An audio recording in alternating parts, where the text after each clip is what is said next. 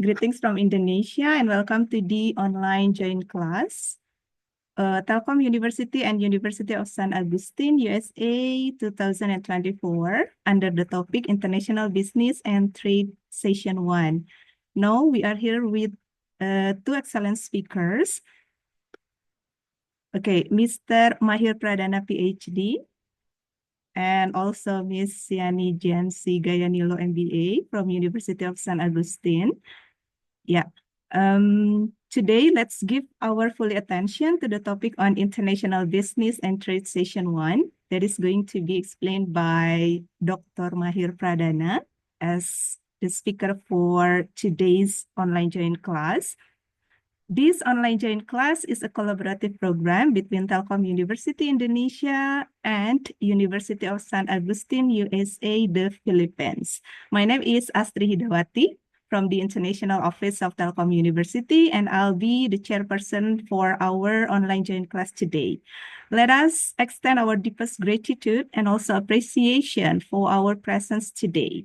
On this occasion, I'd like to also send the warmest greeting to all students from Telkom University, all students from University of San Agustin, the Philippines, and all beloved students coming to this online joint class for International Business and Trade for Session 1.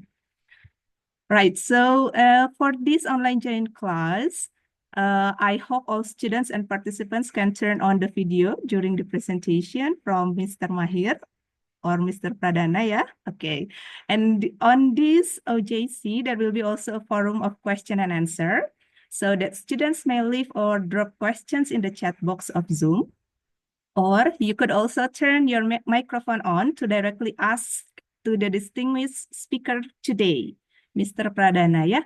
And at the end of this online joint class, I hope you can turn your video on because we'll go to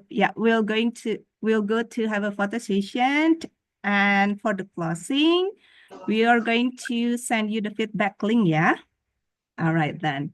So during the presentation, we also need to remind you all to mute the microphone while you are listening to the presentation. And then, remember, I'd like to remind you to fill out the feedback link later after this online join class end, yeah? All right, so without further ado, let's give our full attention to Mr. Pradana, yeah? Okay, and listen carefully to his explanation. Yeah, Pak Mahir, you may begin the presentation. Thank you. Okay, thank you very much for the lovely presentation of me and Miss Sheni, Ibu Astri. Yeah, so good afternoon, everyone. Assalamualaikum warahmatullahi wabarakatuh. So I will begin my session by first and foremost, thank you very much to University of San Agustin for this joint collaboration, especially with my co-speaker, Miss Sheni. And then the method will be, I will be delivering the first session, and then next week we will have Miss Sheni to have hopefully more from the Philippines perspective. Yeah, okay. So I will save my personal introduction later on. I will begin. Oh, but first, also, I would like to say hi to some of the familiar faces I see here. I see, wow, this is quite incredible. We have like around 150 students, maybe still counting, maybe still adding up to 4 o'clock, maybe Indonesian time.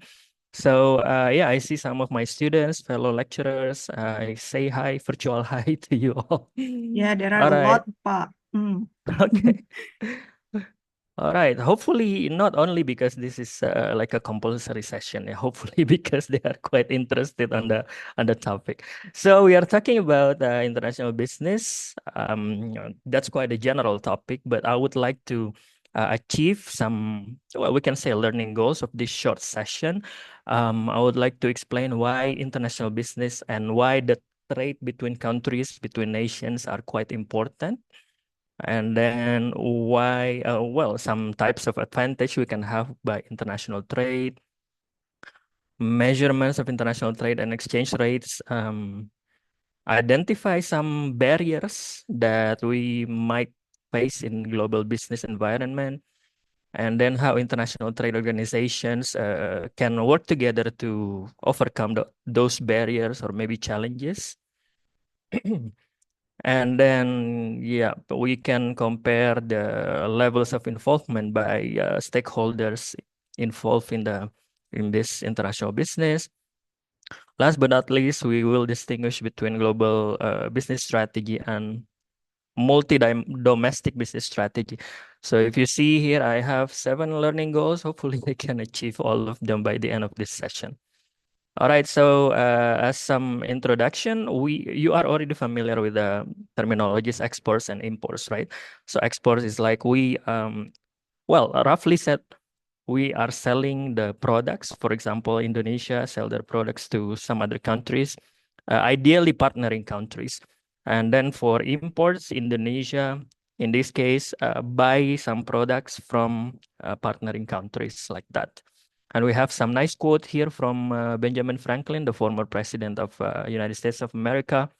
No nation was ever ruined by trade. So, well, roughly said that we better have trade than conflicts, than war like that. But of course, we can trade. In this case, in international business, we can trade products, we can trade services as well, right? So um, some objectives that nation want to achieve with the trade is that to boost economic growth, to expand market, more efficient production system, and less reliance on economies of home nations. So, basic role of economics is that if you have some competitive advantage, like for example, Indonesia maybe have like abundant amount of, let's say, rice or coffee. Like Indonesian coffee right now is going global. So we can sell that to, I mean, I'm speaking as an Indonesian, of course, we can sell that to partnering countries, to overseas, and then the profit from that, of course, we can we can use it to buy the things we need for the society of Indonesia. So probably in the discussion later, hopefully you can give me some examples of the competitive advantage of the Philippines. Yeah. Right. So some factors that are involved, including labor, natural resources, capital, in this case, the amount of fund or roughly said money by the government, and then I would say that in the society level is the entrepreneurial not only motivation but entrepreneurial ability of the society. And then afterwards, well, we will discuss later some examples of successful business from Indonesia, uh, which already goes abroad. I mean, they have open branches abroad, and maybe in the discussion, yeah, I still expect probably our friends, brothers, and sisters from the Philippines can also give some perspectives about some products or services Philippines already going global. Yeah. So some more introductions here. Like if you are already familiar with the terms gross domestic product, GDP, well, roughly said that big countries such as United States, China, and India, they have, well, we can say that interestingly, their GDP is quite satisfactory. I mean, if you ask some people from China or India, probably they can say that they are enjoying the growing rate of GDP. But if you see here, um, based on the data of Eurostat here, I actually put the source here. The biggest GDP of in the world is Luxembourg, a really tiny country in the center of Europe. And next, Netherlands, sorry, Ireland, Netherlands. Well, maybe this is the data from the European Union, yeah. But what I would like to convey here is that GDP is quite different from gross national product because GDP it also includes some factors. For example, government investment, private investment as well. So investment is one major factor, not only export and import, and also let's say some political situation inside within that country. So there are lots of factors involved, but the major factors, in my opinion, is investment to boost a country's GDP, right? So yeah, so some countries they might have lower income per capita, but they have the growth rate of GDP is quite satisfactory. So um, investment and also some social factors can also play major role here. For example, population, yeah, political aspects whatsoever. Right. So some well, I think we hear this terminologies a lot: comparative advantage, competitive advantage, absolute advantage, and comparative advantage. But in my opinion, any advantages can become, well, the name itself suggested advantage, that can be your advantage or your strength to compete in the global market, right? So for example, here at absolute advantage is that with some absolute advantage, a country can actually have monopoly or produce at a lower cost than any other competing countries. For example, China's domination of silk. Well, we have been learning about this in the history lesson. We are familiar with the silk production of China for centuries, so they have absolute advantage on that. And but we also have comparative advantage. So um, well, this thing, like for example, Indonesia has their own unique coffee, but if we compare it to Brazilian coffee, then we can trade, right? So it's not only the absolute advantage that is dominated by one country that can be a strength, but also comparative advantage. For example, yeah, like that Indonesian product, we can actually have trade in the coffee trade market. I think it has like their own mechanism on that.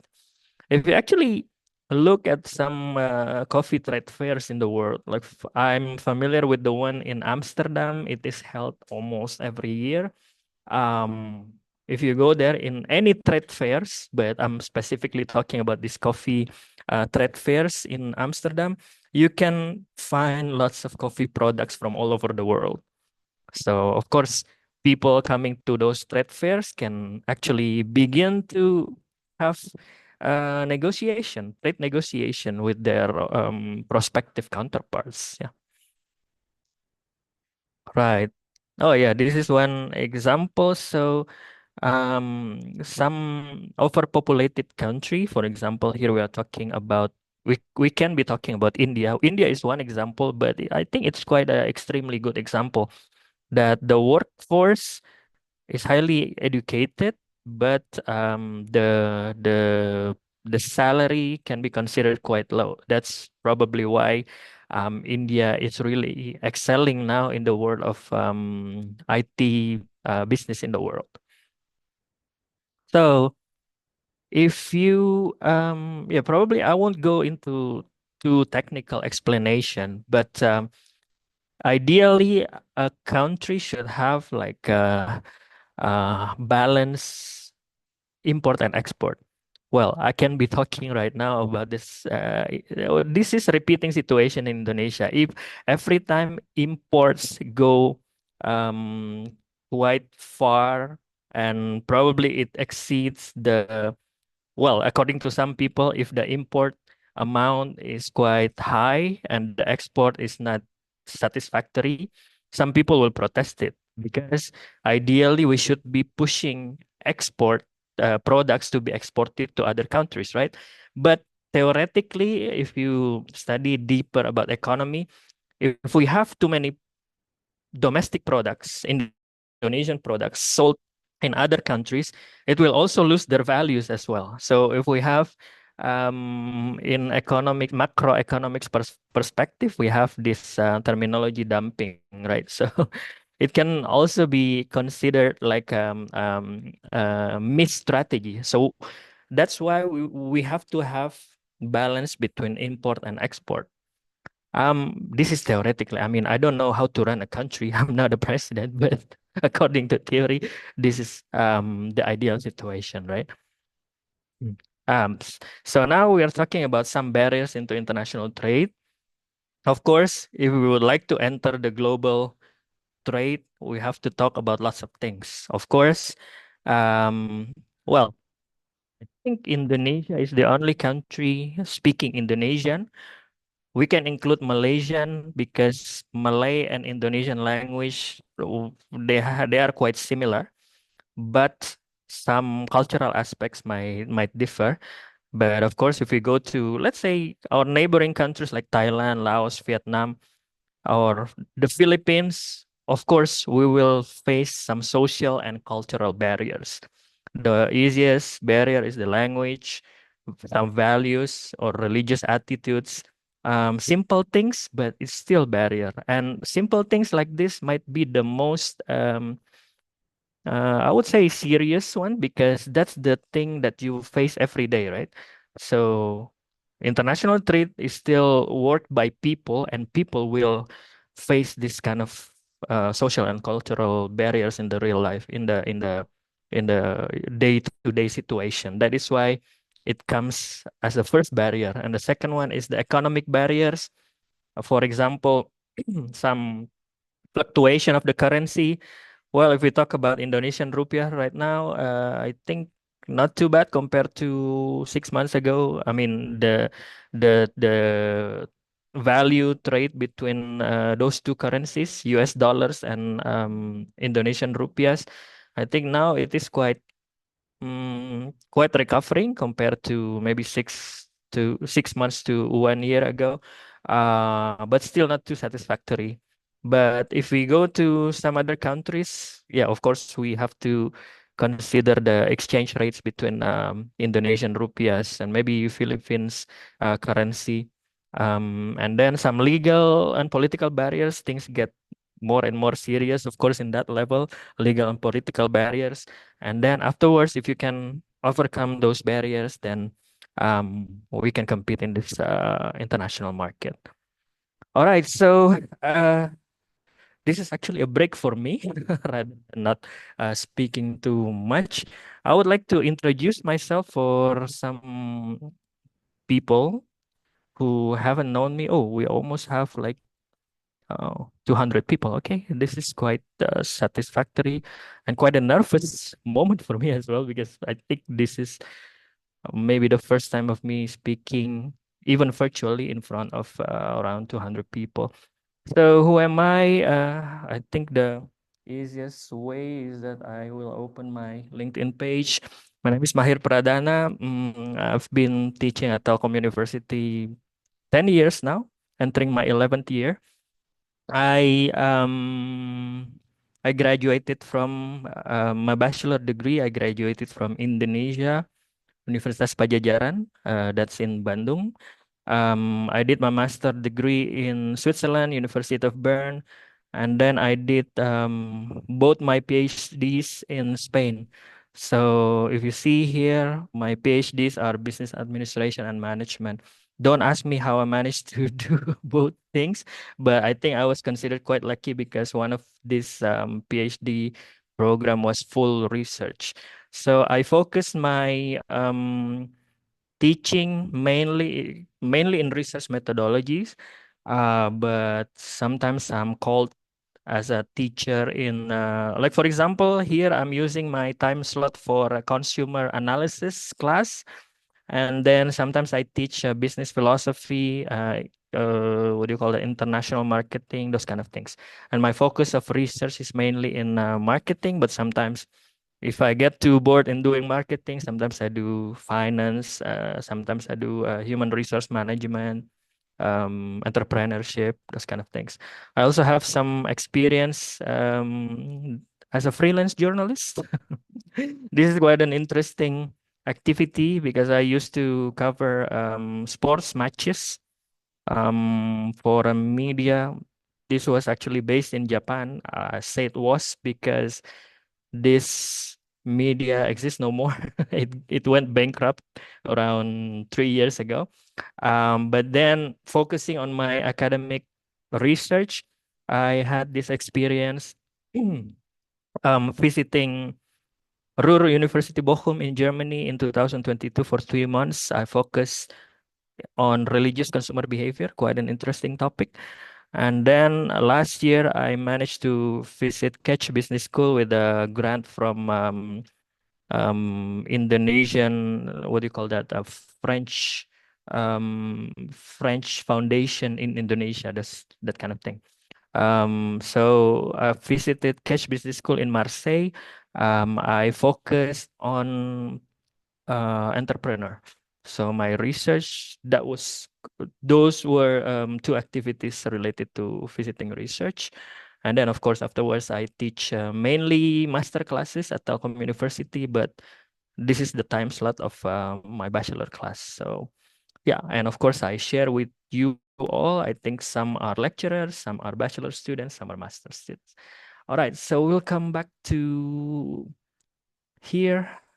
Maybe I will finish and then I will open the question and answer session. Now, this is where things get interesting, at least for me, because because I think the the most important thing that we have to focus if we want to do business in the global level, um, not only in the macroeconomic level, but also in the social and cultural level. So we talked before about the barriers, social and cultural barriers. For example, the easiest one is language. If you want to do, for example, if you want to open a business in China, of course you can only by speaking your mother language and English, but you might face the situation that your customer will be a Chinese who doesn't speak English at all. So it will help a lot if you prepare yourself by learning their language, in this case, Mandarin or Cantonese, whatsoever, right? While I was studying my PhD in Spain, I thought that I could survive only by using English. But then during my, I think, fourth or fifth month, I concluded that okay, I needed to learn some Spanish, and in the end, I paid for a Spanish course by myself because my funding did not actually cover the language preparation. But in the end, I'm quite happy. Now I'm a medium level of Spanish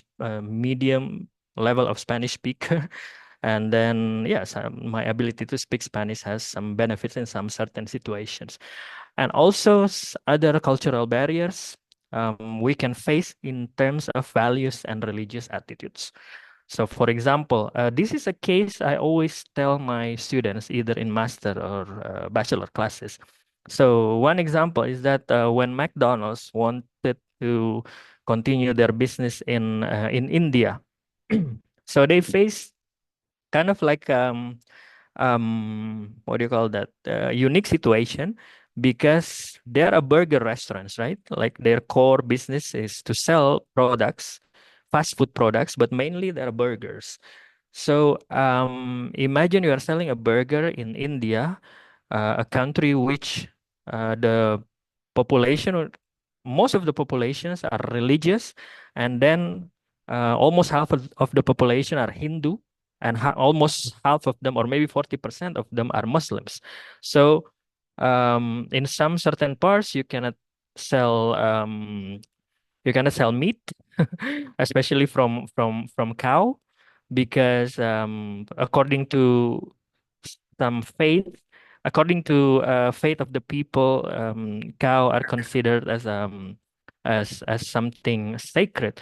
Well, also they cannot, in for some certain group of people, they cannot also sell bacon or any products related to ham, because in Muslims, for Muslims, it is quite clear stated in the Quran that you cannot consume those kind of food. So, yeah, this is how social and cultural differences. I think it is more interesting, and at some level is more important to be discussed rather than the macroeconomic situation. Like the macroeconomic situation, you can have like think tank full of mathematical and economic people sitting in one room talk about GDPs or the prospective GDPs in the next 5 years. But about social and cultural differences, of course, we have to yeah, we have to get really familiar with it, especially before you are entering the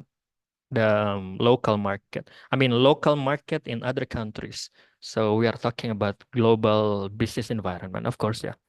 So one of my favorite topic to be talked about, especially um in the courses of international business or related, any business related, is that I'm showing them this.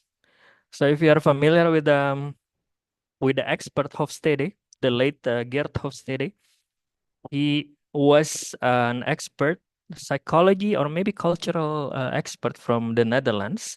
He was Dutch. I say was because he passed away around 10 years ago. But this, if you click on the link here, it will direct you to the website. I think it was supported by the Hofstede Foundation. So I'm screenshotting one of my or simple research here. I tried to compare some levels of cultural dimensions between Indonesia and the Philippines. I mean, probably my brothers and sisters from the Philippines can tell me whether it's accurate or not. So one, two, three, four, five, six. There are six cultural dimensions, and I think, well, roughly said here, we are not too different at all. Like we see here, the orange one is Indonesia and the gray one is the Philippines. Power distance, it's well, roughly said, it's related to how you treat or maybe respect some people according to their levels of education, or maybe their social status, whether they are like a son of a former king or former governor, like that. That's power distance. I can say, representing Indonesian people, I can say that the power distance in Indonesia is quite high. And then based on, I'm still not asking a Philippine yet, but if we see here from the from the culture factor website, according to the theories of Hofstede, the power distance in Philippines is quite high as well. Probably you can say whether it's quite accurate or not. And then about individualism, well, as the name suggests, individualism is either we are an individualist society or we prefer to be like a communal or collectivist society. So here Indonesia is quite low in individualism. I would say that we prefer to be quite collectivist or communal. I would say that, like, for example, if we see every day, if you see people, you won't see many people cycling on weekends by themselves. So they prefer to cycle in groups, jog in groups, going jogging in groups, whatsoever. So that's why if you want to sell some bicycle in Indonesia, you can try community marketing. So personal selling, I think it's not quite advised, but if you do like community marketing to cycling groups in Indonesia, I think it's quite effective. And I would say here, based on this website, individualism in the Philippines are quite low as well.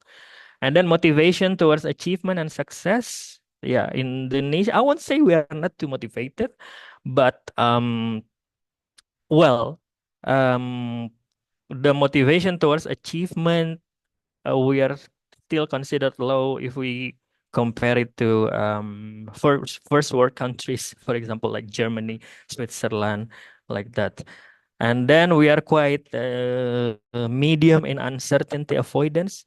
This is quite like a challenge for, let's say, insurance agents, like for example. So you would like to insure your vehicle, for example. Some people will say yes, some people will say no. That's still almost 50-50 in Indonesia because there some people are quite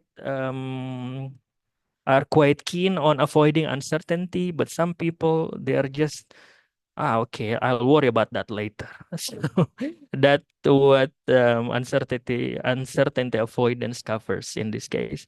And then long-term orientation, I would say in Indonesia, well, according to this website by Hofstede, we are quite low. I can actually speak for myself in this case. I would say that I personally don't really see myself too long in the future.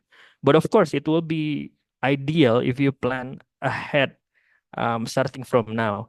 But if we compare it with Japan, for example, I do it quite all the time. If I bring this theory in my classroom, I almost compared Indonesia and Japan. So usually Indonesia for long-term orientation is quite low, but Japan is really high. And then I always connect it to theories like if you are familiar with theories, management theories, Hoshin Kanri in Japanese, which means that we have to really have like a clear vision and mission. Well, I read somewhere in the social media actually, quite a few days ago, that Japan they have like a bunch of companies, corporates, which already exist in the last 300 years or so. In Indonesia, we don't quite have many. Maybe that doesn't really expectation, but I would say that according to the characteristic of the society, we are not quite long-term oriented. Yeah. So yeah, and this may be the biggest gap between Indonesia and the Philippines. Based on this graph, I would say that probably the people in Philippines are more long-term oriented than Indonesian people. And the last one is the indulgence. I think we are quite level, almost level on this. Indulgence is like we are quite, we are quite, what do you call that? In terms of subordination, we are quite obedient in terms of following orders. So I don't know whether it's related to the military history or not, but this dimension, indulgence dimension, it is actually quite new in the theories of Hofstede. So I will have to dig deeper about it, further do some further readings about it. But I think the first five are the most important, especially in terms of individualism, right? Long-term orientation and power distance. I think they are really, really, really interesting in this case. And then, okay, maybe we can skip this political and legal differences. Okay, back to some boring topics here. Of course, some barriers. It will include some political climates of the government, some legal environment. Of course, if you would like to, let's say you are Philippines, you want to come to Indonesia, of course, you have to study first.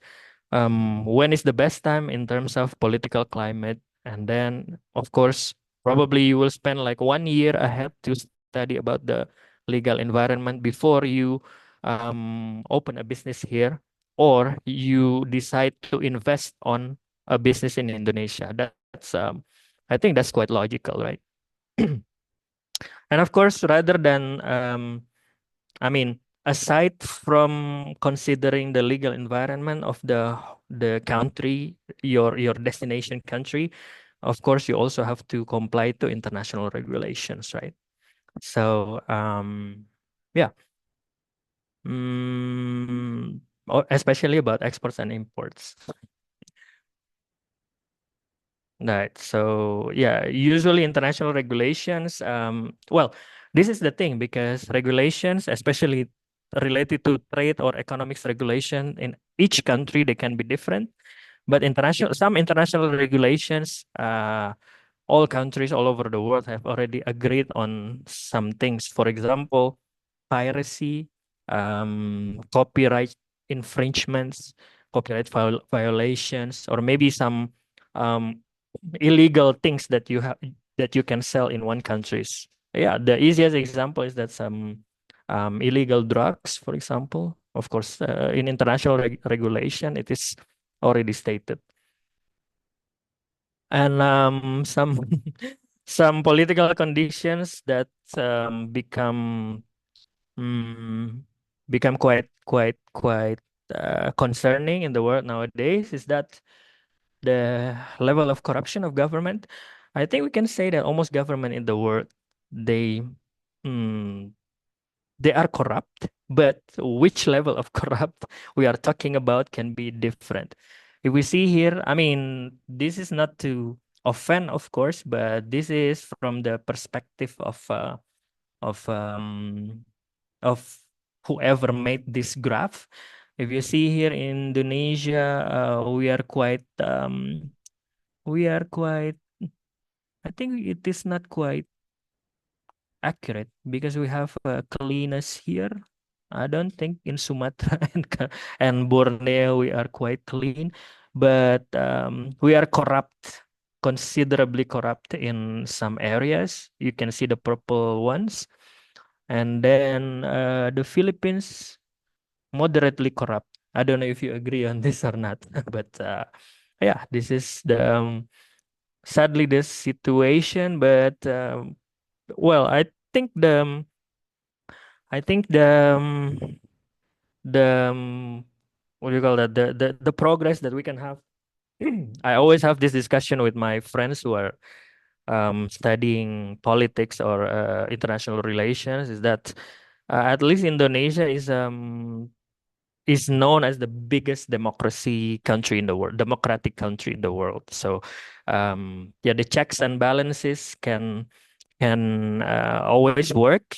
Maybe at some level there are some things that don't work, but we have clear legal system. We have clear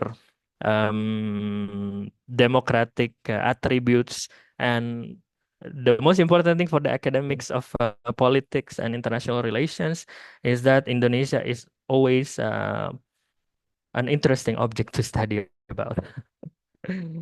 All right, I think we can skip this, but I will go really fast. Some trade restrictions can include the tariffs. It can be taxes, surcharges, duties. In Indonesia, we call it bea cukai, right? Some non-tariff barriers. In this case, some quotas or limitation of amount of product that can be imported over a specific period. And then I was talking about this before. Dumping is that if you sell a product abroad as a very low price, but sometimes it can be seen as a economic strategy. And sometimes we do embargo, is that we totally stop importing a specific product, like some for some specific reasons, and some controls of exchanges of currencies. Yeah. And we have some international economics communities as well. I will go really fast because probably you can read it by yourself. This is quite what do you call that? Eye-opening information actually, especially for me. The first time I read about economic communities or specifically free trade agreement regions in the world was quite eye-opening for me. I think it was while I was in high school, I read about NAFTA, and then if we talk about this specific area, I learned about ASEAN. Okay, so Indonesia has these neighbors. I mean, in my opinion at that time, neighbors is that well, it's just like neighbor, um, your next door neighbor, right? People who live next door to you, those are the people you can ask some help if you need something, right? So I used to think that okay, in ASEAN maybe we are like that. We can almost ask for help if we have some problems to Singapore, Malaysia, or neighboring countries. But then once I learned about the real world, is not always the case, right? But the good thing is that in the international economic communities, um, we can exchange interest. For example, here we can do we can trade, we can export and import products, and we can also have some political collaborations or maybe some cultural collaborations. Like for example, in We have Asian Games for the sporting events. That's some cultural events, right? So yeah, I think that's good. We have this international community um, involving our neighboring countries. So in this case, the Philippines, of course, and Indonesia, we are in ASEAN, right? And some other what do you call that economic collaborations in the world. I think worth noting here is that well, this is quite a new information for me as well that we have this for quite a long time, almost 15 years now. We have this ASEAN, Australia, New Zealand free trade area, or we have the AANZFTA. That's quite long. That's quite mouthful. ASEAN, India free trade area. And then, yeah, some other collaboration. So we are actually quite active in the international business environment. Right. So some questions that you have to consider before going global are these things. But well, we have discussed about this before, right? So I'm only beginning to conclude all of my materials here. So there are some strategies you can consider as well, like counter trade, international transactions that do not involve currency payment, but we can barter. I think the situation is quite complicated in the digital era right now, especially with the existence of cryptocurrency whatsoever.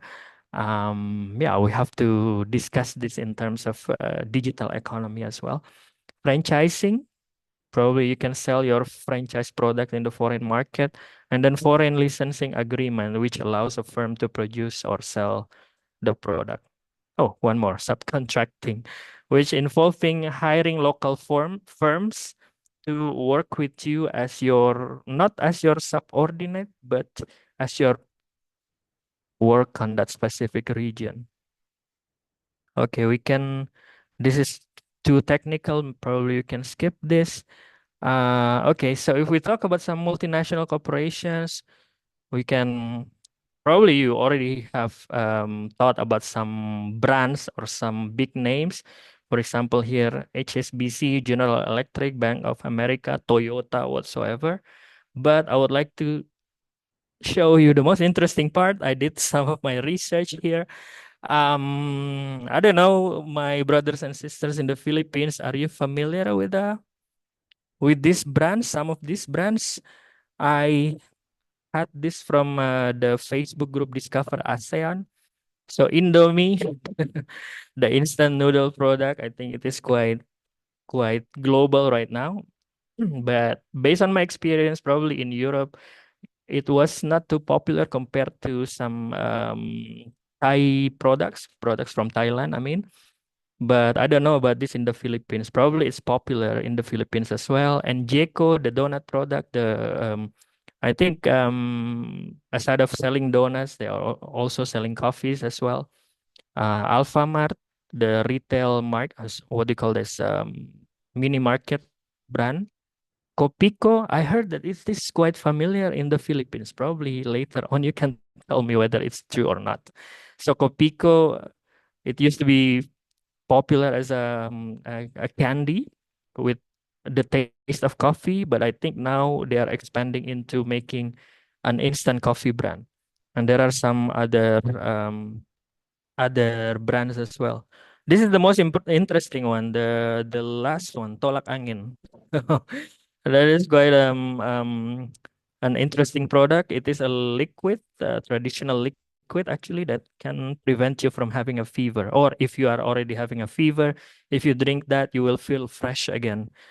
If you ask me how does it work medically, I don't quite understand, but it works. All right, and then I did some of my research as well. But this is quite an old data from 8 to 9 years ago, 7 or 8 years ago. This is the sectors which the Philippines quite import many to Indonesia. So most of them are machines and what do you call this? Electrical apparatus like processors and controllers, memory cards, converters, whatsoever, electrical machines. Some things I don't really understand actually, but this is quite interesting. Number six, fresh or dried bananas. That's quite interesting, yeah.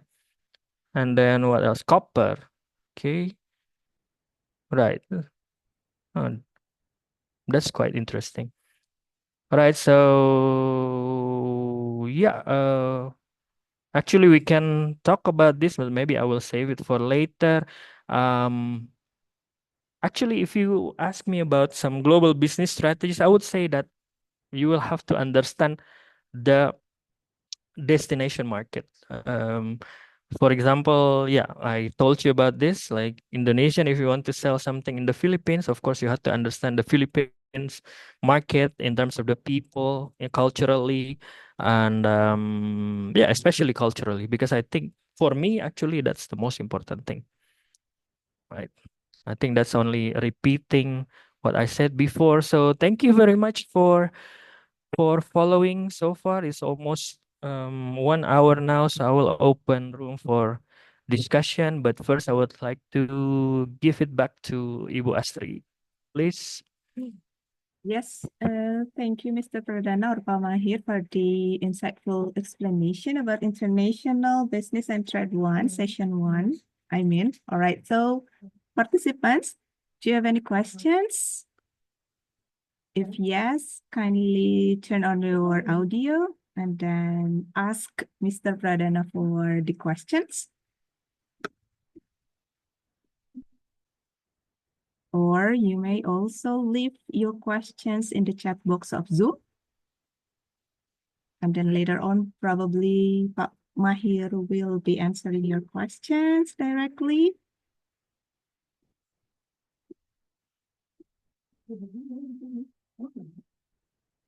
Yeah, you may ask anything about international business and trade, ya Pak, ya?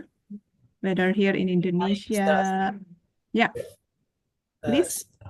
Oh, Andy. Okay, so we have a, what is it? Question from Andy, yeah? Yeah. Yes, very interesting topics, Mr. Mahir. Sorry, Andy, could you please turn on your video? Yes, thank you. Yes, thank you. So the question is, how do we decide that what draws a country or company to start expanding their business? And how do we decide that this is the right market for our company to be destination? And what kind of strategy, if you please explain, that we can use for our business? Thank you. Okay. Yeah, Do thank you. I answer right away, Ibu Astri? Yes, sure, Pak. Okay. So yeah, Andi Dwiki Chandra is one of my students at the MBA class, Master of Business Administration at Telkom University. And yeah, thank you very much for the question. This is quite a tricky question because if you ask like that, what determines the major factor to make you expand abroad? Probably, yeah, you have to do evaluation within your side. In this case, your own company, or if you are what do you call that? If you are like a public company, then probably you should talk with other stakeholders. In this case, the government, right? But for me, um, expanding to global market or at least neighboring countries is never a bad thing because of course it is increasing your market share. I have some students actually I have some students actually they already expanded their business abroad. So once I asked them, okay, what motivated you to do your business abroad, they said that yeah, I just saw the opportunity and then I went there. So I think that's that's one key factor of entrepreneurship, right? You have to be brave, you have to be bold, and you have to take risk. But if you see it from the the the theoretical perspective, is that of course you need to um evaluate your resource, of course, yeah. Because if you want to expand to other country, you need to uh, actually evaluate the resource first, and the second one is that you have to learn about the market, whether they need that or not. I mean, let's say the easiest Indonesian, if we talk about Indonesian businessman, the easiest market or the closest market they can aim is that Malaysian market, right? Because we have some similarities with Malaysian, not to mention the probably religious belief, some language similarities as well, and then some needs of the society. Yeah, in most cases they are quite similar. They have like some um, similar level of needs usually. But if you already evaluate and you feel that okay, my resource does not really support me to expand abroad, then don't do it. Just focus on the local market first, and then afterwards you can expand to global market. That's the easiest way. But then it can be situational because some people, just like my students, they just went for it. They just go for it because they want to take risk, and I think quite that's quite okay too, because we think, probably maybe we think too much and then we miss that opportunity. So for example, we have this specific product and then we already oh, I have this case of my really good friend. He is doing what do you call that? So he is doing a leather business. So he makes bags and wallets from leather. But then he took risk by selling the, what do you call it? I won't say waste of leathers, but the leathers that you actually don't use abroad, because he saw an opportunity that in Germany, this waste, I would say, quote unquote, waste of leathers can be used in Germany. And then in Germany, they cultivate it again into some specific products, I don't know what, and then they can sell it again. So my friend just went for it because he already had this core business in producing leather products, but then he did some side business by exporting the rest of the leather products abroad. So I would say that it's probably a combination of both theoretical and maybe just like some gut feeling that, okay, I can do this. I can just go abroad. So in some situation, if we talk from the entrepreneurial perspective, sometimes taking risk is advisable as well. Yeah. Okay. Duiki. Thank you very much, Mr. All right. Yeah, thank you, Pak Mahir. So take a risk, be brave, and take the opportunity we have, ya, Pak, ya, to expand our business globally. Okay, another questions? Maybe not even questions, maybe comments or I don't know, some remarks. Experience probably, ya, Pak, ya. Okay. So probably students from the Philippines, from the USA, University of San Agustin. Do you have any comment or experience to share with us here?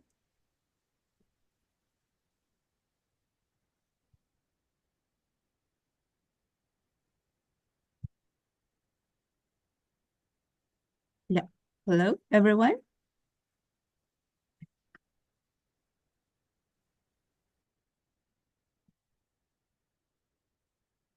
So any questions?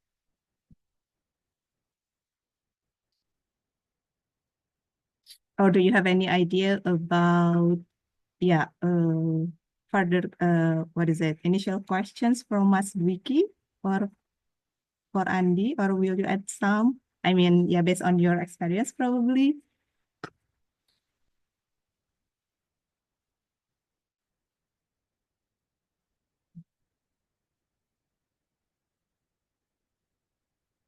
Oh, yeah, Pak. There is one question in the chat box. In terms of internationalization, when should a company decide to go international from Shaira? Thank you, Shaira, for the question. Pak Yeah. Mahir, please. Yeah. Okay. Now I would say that I would say that there is a specific theory about this, because if we see in the day-to-day situation, well, it's situational. Like I said, I answered in the question before. Usually it's based on the evaluation, of course, internal evaluation of that company. And sometimes people just see the opportunity and they just go for it. I can tell you one example of Indonesian coffee brand, which actually did not, mm, I would say, well, I come from Sulawesi, the island, and in South Sulawesi, there was this brand of a coffee brand, like a coffee shop brand, like a Starbucks. I would say local Starbucks in South Sulawesi. They actually did not even expand to Jakarta first, I mean the capital city of Indonesia, but they went straight to the global market. They entered Singapore and Malaysia without opening any branches uh in Java Island, because they just saw the opportunity that, okay, I would like to open this in Singapore and Malaysia, because they just saw the opportunity that in Singapore, especially in the business district around Orchard Road whatsoever, they saw that there are high demands of not coffee shop, but coffee product, like coffee you can have in your paper cup and then you can consume before you go to office. At least that's what the owner of this coffee brand told in one of the webinars I actually watched online at that time. So he told me like that. He told us like that. And I just saw the opportunity. Another example is another coffee brand, coffee shop brand as well, but this time it's Jakarta based. But the owner decided to expand around like 5 years ago, decided to expand to United States in Washington, D.C. with the same reason as well, because he saw that in Washington, D.C., the city is really, really crowded, the city is really busy. So people will prefer that either they come for a coffee to relax themselves, or they come for a coffee to be bought in a paper cup and then they just run to their office like that. So they just saw the opportunity, the demand of a coffee shop. The first is demand of coffee shop. The second is the demand for a coffee in a paper cup, like that. Just as simple as that. But of course, in terms of internationalization, those things are not quite enough to just decide to go international.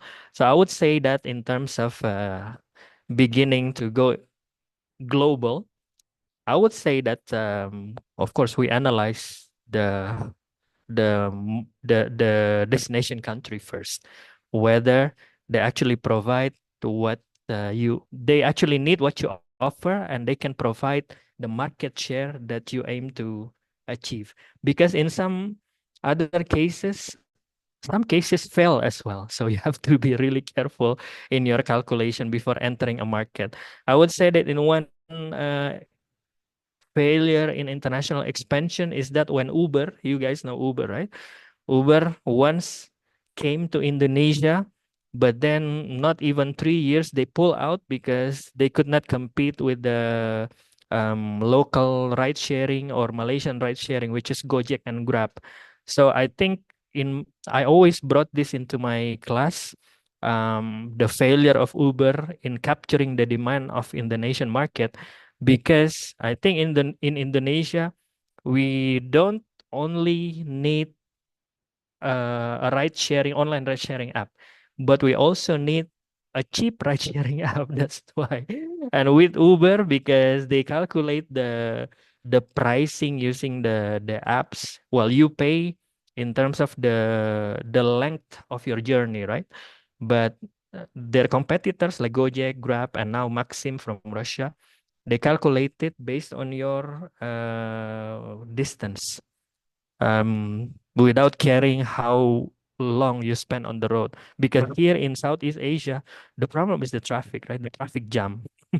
So if you use the Uber system, inside the traffic jam, you can pay maybe triple or four times rather than the bigger or more expensive than what Gojek or Grab offer, like that. Hopefully it answers your question. Yeah. Yeah, I believe so. Pak Mahir, Shaira, do you have any comment? Oh, okay, thank you, sir. All right then. Yeah, so, okay, are there any questions from Kelly Hello, students? Or, hello yeah, Ibu As, yes, and also, yes, hello. yeah, may I have a question? Yes, may I know your name? Sorry. Yeah, my name is Indra. So I wrote my name is iPhone Oh, from, yeah. yeah. Okay, Uh, Mas Indra. Yeah, will you please open the cam, please? yeah, thank you. Thank you so much for a nice talk for Pramahir.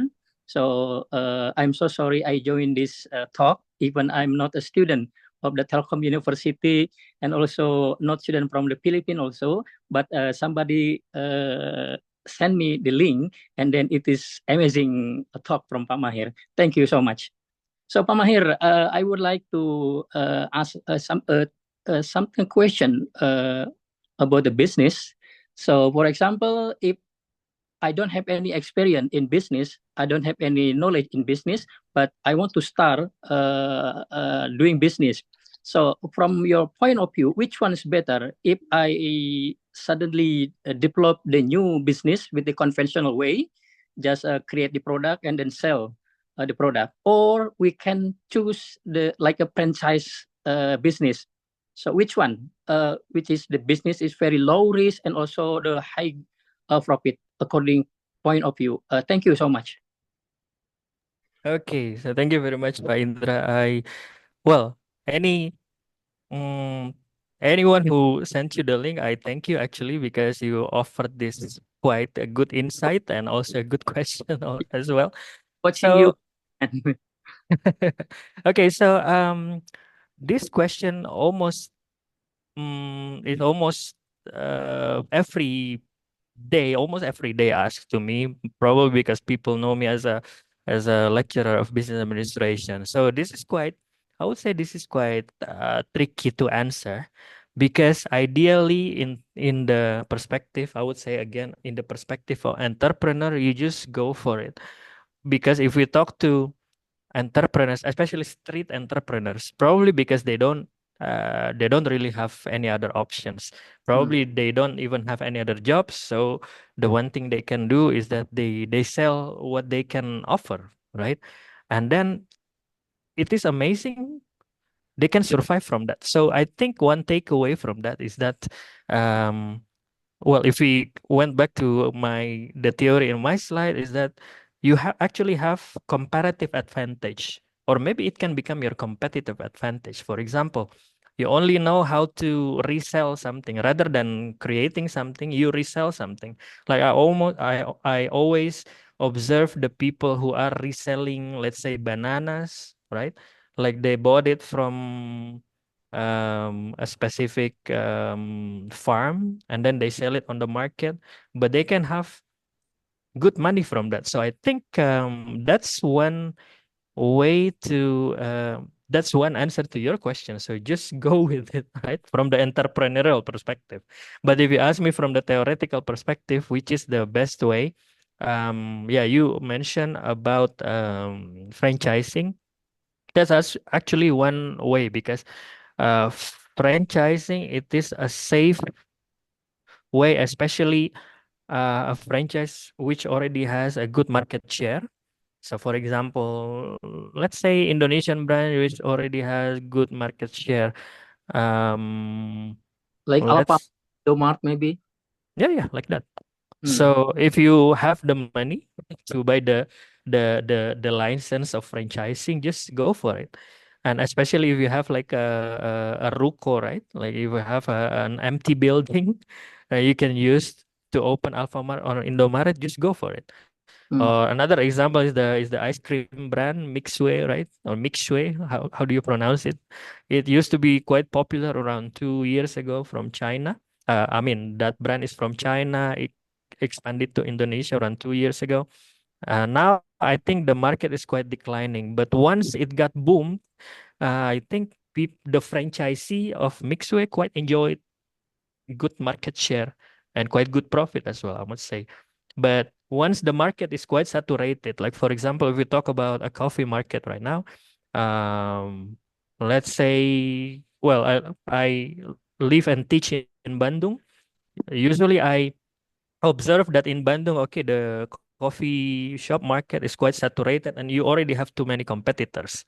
So, uh, franchising is one good thing, but you also need to have something else to offer to the market.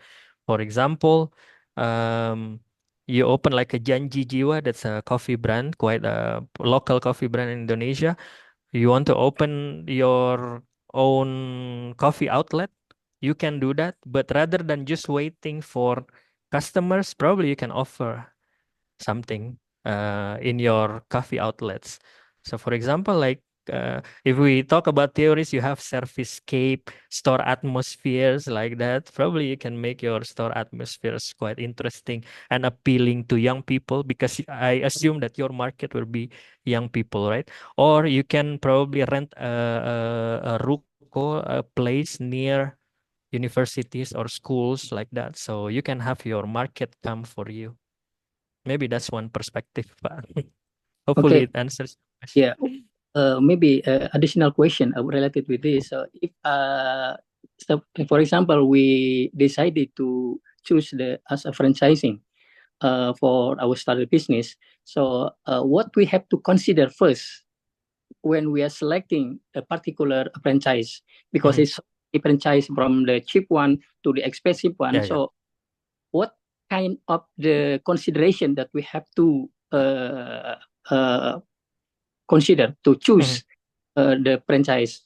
Of Yeah. course, the first time you have to consider is that your resource in terms of your capital, for example, or you already have, let's say you already have your own building, then that's one benefit.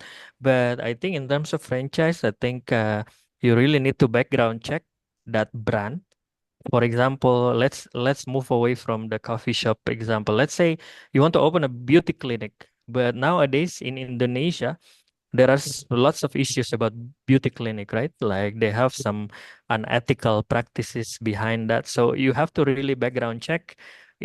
Probably you have like, let's say 2 billion rupiahs, and then with that you can buy a franchise of a specific beauty clinic. But of course, you have to really background check that whether they have this ethical um what do you call that, business activities or not. And the second one, I think it will not hurt to consult it with some private consultants in terms of marketing consultants. For example, let's say some specific brand. Okay, you can talk to that consultant whether MS Glow, for example, it is still like a prospective business or not. You can always do that.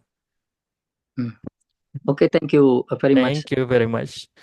I think we have some questions in the chat box. Should I just read it, Bu Astrid? Yeah, or I would like to invite Kasih Dayan Hmm? to, what is it? Yeah, to ask directly to Pak Mahir for your question. Kasih, hello. Hello. Yeah, Yes. hello. Yeah, nice to hear your voice, Kasih. Hello. Good afternoon. So, Kasih, you have a question to Mr. Pradana, right? Okay. Yeah, Hi, please. yeah. Hello, sir. I'm Yes. from San Agustin. So my question is, let's say I'm planning to have a business and I'm planning to expand it international. Should I change my domestic prices to match international or keep it the same? Sure, sure. Okay, so one easy answer is that yes, I think you should I won't say the price, you match the price with the power to buy. Yeah, I think I won't say about domestic price or international price or what do you call that, home country price or destination country price, but I would say that you have to do some initial research with the power to buy in the destination country. I think I I I got quite familiar with the concept. Probably you've heard it. What do you call that? What do you call that? So there is this concept that um, um, a burger of McDonald's is different in each country. So it's like I don't remember what's it called, but anyways, the concept is like that. So it shows that in each country, McDonald's actually have adjusted the power to buy of Indonesia and the Philippines are quite different, and they set the power to buy in of the local people like that. And of course, after that, you have to adjust your ingredients. For example, if you are selling food, it will be better if you use local products because that will for you to construct or you use that ingredients, local ingredients, and then you can create a burger. For example, if you take an example of McDonald's burger, you can have a price of a McDonald's burger according to Indonesian price, for example. So it's not the matter of um, whether that price matches the local what do you call it, home country price or destination country price, but you should pay attention to the local people's power to buy. That's all. Right? Thank you, sir. I think you skip one, Ibu Astri. I think there was one from Patrick John Antiojo. Oh, yeah. There's also a question from Patrick John Antiojo. How can you tell if a certain country is good enough to engage international business? So yeah, probably you may please Yes. answer. So yeah, I showed some what do you call that, like a criteria in my slide. So well, easily speaking, we have to consider the political situation, and then well, we always discuss that in our business class, especially in master level. We have this pestle analysis, right? Political, economy, social, technology, environment, and legal. So those are things to consider to enter a new market, especially international market, because of course, you will analyze the political condition, economic condition, whatsoever, right? And yeah, until the regulation or the law of the specific country. And once you analyze that those six aspects are quite enough to engage in international business, probably you can go deeper into the what do you call that, the society level analysis. For example, culture of the local people, whether it's supporting enough to for your business to open there or not, right? Hopefully it answers your question.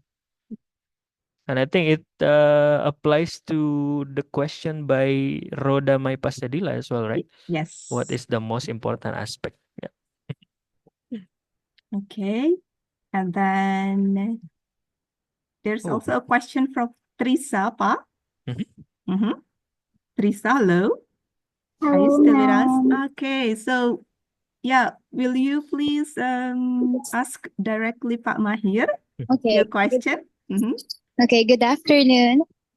Based on the fast-growing digital economies, how can the Southeast Asian countries cooperate to create the sufficient environment for digital trade to support such emerging sectors of fintech or the financial technology, Yes. e-commerce, and digital payments systems? I think I would say that the most important factor is that related to the previous question is that the willingness of the government. So if the government is cooperative in expanding these aspects, probably you will get quite satisfactory result. So I would say that in Indonesia, thankfully, our government until now, it is quite supportive of digital economy. So, once it no, I mean, sometimes it goes too far, I would say like that, because sometimes we go to a cafe, we only have a specific, we only have like one cup of coffee, but then we would like to pay by using physical money. They will reject that because they only accept like a digital payment system like QR code whatsoever. But I would say that from the positive perspective is that that's one way for the government to support digital economy, because if we actually see that from the economical side, that um if you have too much money regulating in one country, the value of the currency can actually drop. So that is one way for the digital economy to take part, so that if you don't really have too many amount of fiscal money regulating on the market, you can keep that, and banks, especially banks, financial institutions, can keep that. So what is actually taking part is the fintech applications like that. So it is the same system, but the economy can still roll without we. So I think the key is that the willingness of the government. Hopefully it answers your question. Yes, sir. Thank you very much. Thank you. Yes, thank you, Pak Mahir, and also Miss Trisha. Thank you for the question. Yeah. And then I would like also to invite Francis. Hello, Francis. Are you still with us? Hi Will po, good you? afternoon po. Hello. Yeah. Hello. Francis, will you please talk directly to Pak Mahir? Your question? My question is what is the most important for creating own international business? Yes. Okay. So aside of the reasons I already have explained during my session, I also would like to have this one new specific ideas, is that I think you need to have like a specific uniqueness. Because of course in the market you already have almost all types of business in terms of products or service, right? But if you can think of something that is really novel, really new, really unique, I think that can be one good competitive advantage, even becoming an absolute advantage to excel in international business. I think some Indonesian, no, I think I better speak about the global example I can talk about is Switzerland, because I used to study in Switzerland and they keep repeating this all the time. I mean, people in Switzerland keep repeating it all the time, that they have this absolute advantage in the global market in terms of making watch. Yeah, either it's female or male watches, and they can have it. They can excel in the market of luxury watches. So they can sell like a Rolex watch. It can cost like 1,000 euros, maybe more, 10,000 euros, but people still buy it because around 100 or maybe 200 years ago, Switzerland started their business in punctuality. They call it a business of punctuality. So they started making watches, and then until now they are excelling in they really excel in selling luxury watches. So hopefully it answers your question. Hello, Francis. So I believe so, ya, Pak, ya? Okay. Yeah, thank you, Francis, for the question, and also thank you, Pak Mahir, for the answer. And then there is also one question from Christine, Pak. Okay. Yes. So yeah, Christian asked about the strategies that business from the Philippines consider when yeah, they want to expand into the international market. Mhm. Yeah. Yeah. Do you have any comments or tips? Yeah, Pak. So of course, other than the aspects that I have explained in my sessions, I would say that in the specific situations of the Philippines, I would say that one advantage of the Philippines people, I'm not sure if it's quite polite to say Filipinos, but I think that's the terminology, right? To say people from the Philippines. So one advantage that the Filipinos have rather than Indonesians, if according to my experience, is that you guys have a huge group of diaspora. It's like almost everywhere I went in the world. I mean, based on the countries I visited in Europe, so almost everywhere in Europe, especially in Italy and Spain, and some specific parts of the UK as well, the United States and Canada, Australia. I can see like in a specific part of the city, um, almost in every part, almost in every city that I've visited, there exists a community of Filipinos. So I think that's a one sign that Philippines diaspora is quite wide in the world, and then you can use that as an advantage because the market entry is easier. I would say is easier. You can actually just pull the strings. You can collaborate with Filipino diaspora anywhere in the world, anywhere you want to open a business in a country. You want to open a business because in our case, Indonesian diaspora is not that big. We are quite big in the Netherlands, but I think that's it where we can be proud of in numbers, yeah, because we used to be colonized by the Dutch. But in terms of, let's say, if Indonesians want to open business in Canada, for example, we don't really have that many diaspora to work together with. So I think the diaspora strategy can be useful for you guys. I think a new question just came, Bu Astrid.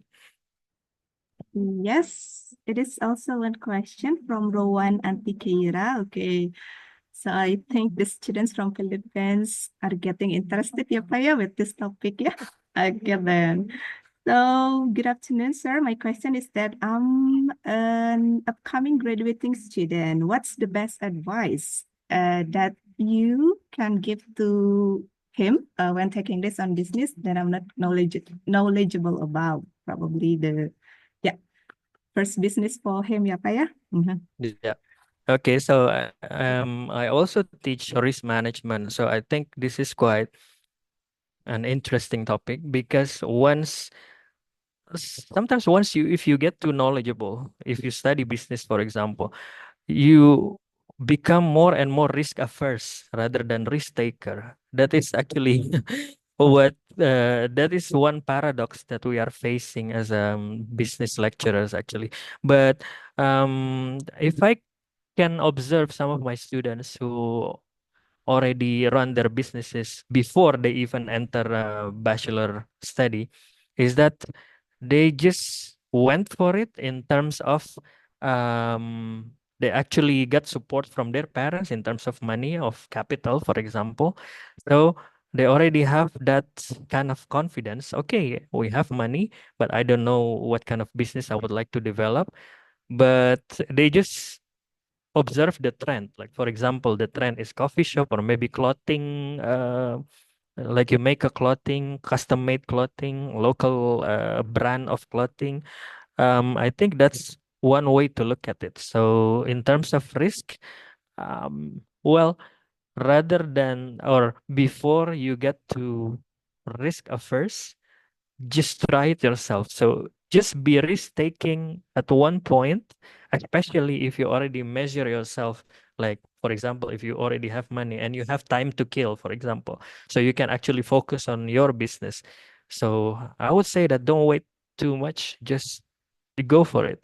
And maybe failures might be peeking at the window but I think that's also part of running business that you have the bravery to face the failure as well. Hopefully that can help ya, Ruan. Yeah, Ruan. Okay, I think that's a very invaluable tips from Pak Mahir about business doing business for the first time right. Anything else, students? Do you have any other questions to Mr. Pradana?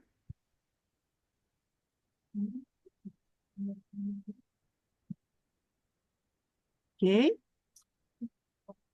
So, all right then, if there is no questions, I think we're going to wrap up this discussion, Pak ya. But before wrapping up, let's have a photo session together, everyone. So, Right. I kindly request you to open your cam because we're going to have a photo session. Okay. So there is also one question, Pak. Will you please answer the last question probably? Sure. Sure, Do you have okay. any suggestion for stating export Setting business? export business. I think in terms of technicality, it might help for you to contact the representative of your country in your destination country. For example, embassy, or in terms of Indonesia, we have this what do you call that?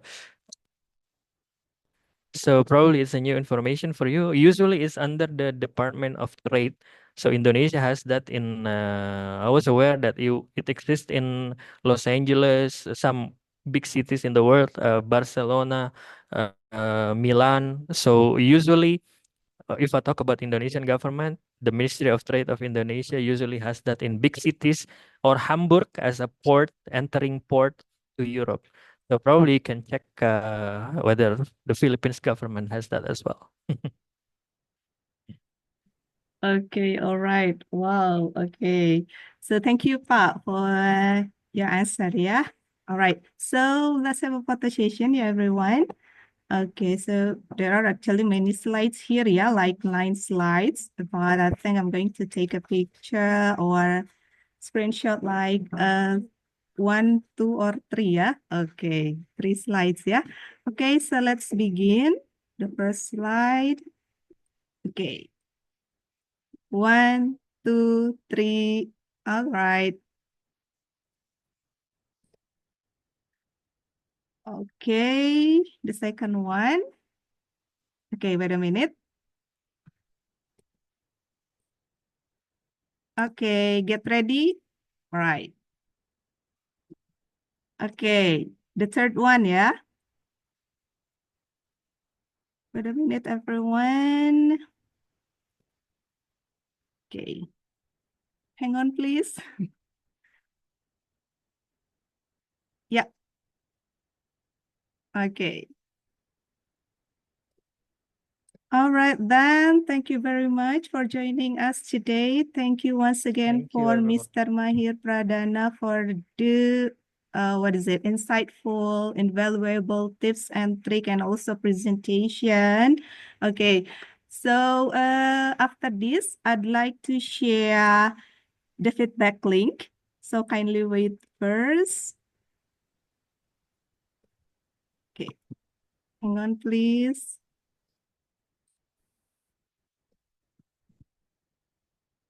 Yeah. So here I've already shared the feedback link for you guys, especially participants who are coming to this session, and to Pak Mahir Pradana. Thank you very much for joining us, Pak Mahir. Yeah, oh, what a wonderful presentation for today. You're And then, welcome.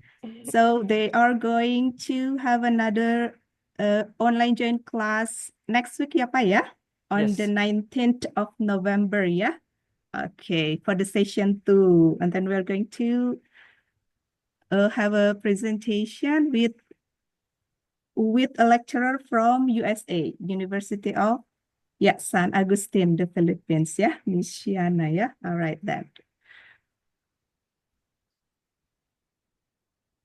So everyone or participant, please click the feedback link for the OJC tell you and also the USA 2024. Okay, so yeah, I think that would be the end of our online join class for today. Once more, thank you to Pak Mahir Pradana. And then here I bid you a goodbye, and I'll see you next week on the 19th of November 2022 for the online join class on International Business and Trade Session 2. Yeah, thank you everyone. Yeah, you may leave this Zoom and have a wonderful day. Thank you. Okay, thank you very much.